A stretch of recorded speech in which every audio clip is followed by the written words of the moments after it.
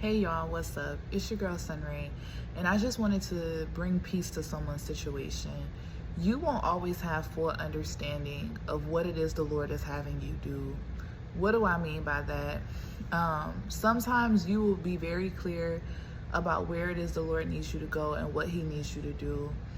And then sometimes it's like God tells you to do something, but you're like, okay, God, why am I doing this thing?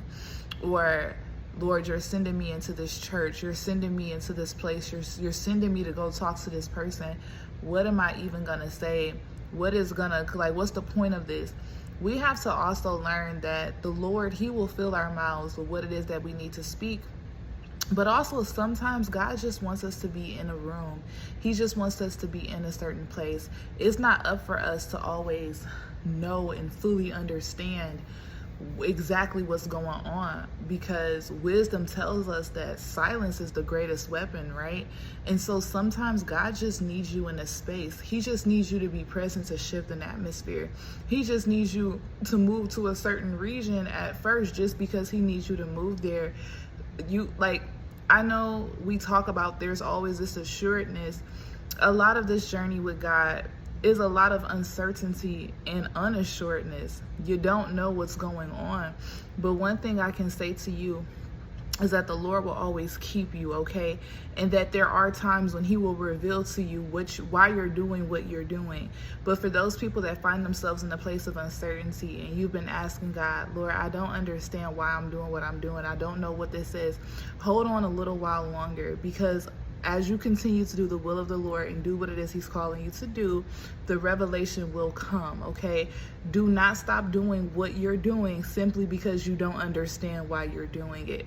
If we had to understand everything that it was that we were doing, then we would never be able to see and appreciate the sovereignty, or AKA the providence of the Lord, okay? Those day-to-day happenings where we're like, oh wow, God, 3 months ago you had me in this place. And He's even reminding me back when I was in Houston, He had me, this was the summer after I was working at the school, right? So obviously in the summer, you don't got a job. So I was just like working, doing Instacart, and God was having me go from place to place, do this, that, and the third.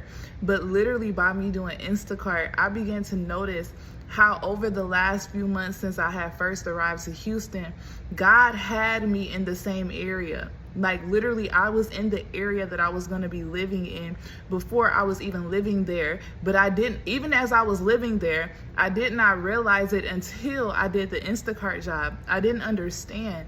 The Lord taught me during that time. He said, daughter, I want to further develop your heart into one of a servant. You serve others, you love others, but I want to show you what it's like to truly take the concerns of someone else into your belt or into your heart. Have a true heart of compassion. And what better way than grocery shopping for people, okay? Like I wasn't just picking anybody's fruits, okay? I was making sure that I was picking the best fruits. I'm calling people. I'm like, hey, they don't have what you need. Like really taking care of each person as if it was my own grocery shopping. You get what I'm saying? And so that's even confirmation for somebody. Don't despise your waiting season, but also more importantly, you won't always have understanding, but the Lord does always run it back. He always runs the block back, like for real, for real. I love you so much, and I just want you to remain encouraged. And even when you don't understand, just please keep going. I love you, but God loves you so much more. Talk to you later.